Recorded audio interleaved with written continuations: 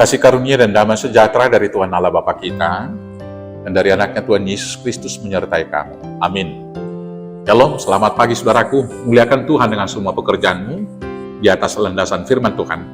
Dari Efesus 1 ayat 17, tapi saya akan baca ayat 15 sampai dengan ayat 18, demikian firman Tuhan. Karena itu, setelah aku mendengar tentang imanmu dalam Tuhan Yesus dan tentang kasihmu terhadap semua orang kudus, aku pun tidak berhenti mengucap syukur karena kamu, dan aku selalu mengingat kamu dalam doaku, dan meminta kepada Allah Tuhan kita Yesus Kristus, yaitu Bapa yang mulia itu, supaya Ia memberikan kepadamu roh hikmat dan wahyu untuk mengenal Dia dengan benar, dan supaya Ia menjadikan mata hatimu terang, agar kamu mengerti pengharapan apakah yang terkandung dalam panggilannya, betapa kayanya kemuliaan bagian yang ditentukannya bagi orang-orang kudus. Demikianlah firman Tuhan.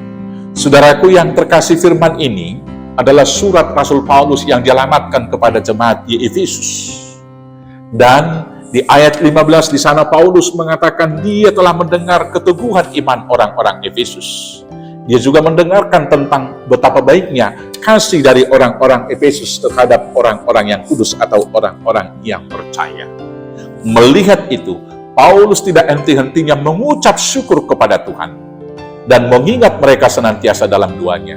Dan inilah doa Paulus kepada orang Efesus, meminta kepada Allah, meminta kepada Yesus Kristus, supaya Tuhan memberikan roh hikmat dan wahyu, agar jemaat di Efesus mendapat satu wahyu untuk mengenal Tuhan dan membuat mata hati mereka terang agar mengerti pengharapan apa yang terkandung dalam panggilannya. Dan hari ini juga ini adalah doa Paulus bagi kita, sekaligus menjadi doa kita, meminta Roh Kudus kepada Tuhan agar Roh Kudus yang membimbing kita untuk mengenal dan mengerti Tuhan, mengerti kehendaknya dalam kehidupan kita keseharian, dan juga kita boleh melihat dan mengerti pengharapan apakah yang disediakan Tuhan bagi kita. Sehingga ketika mengikut Tuhan, bukan sekedar pengharapan dunia lagi yang memotivasi kita, tetapi lebih daripada sekedar hidup di dunia, tetapi kita mengharap jauh melampaui itu, yaitu bagaimana kita dapat mengharapkan kehidupan yang kekal.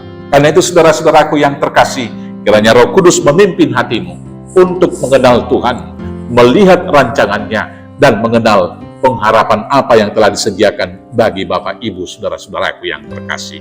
Tuhan Yesus memberkati. Amin. Kita bersatu dalam doa. Terima kasih Bapak yang baik, bila sampai hari ini kami masih mengikut Kristus. Tapi buatlah mata hati kami terang, melihat arah tujuan kami mengikut Kristus.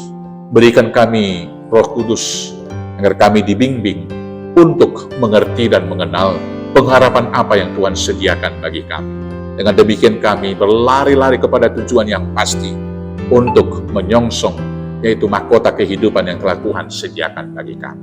Terima kasih Bapa, mampukan kami setia dalam tugas panggilan ini, hanya di dalam nama Yesus Kristus Tuhan Juru Selamat kami yang hidup. Amin. Selamat beraktivitas, Tuhan Yesus memberkati. Horas, horas, horas.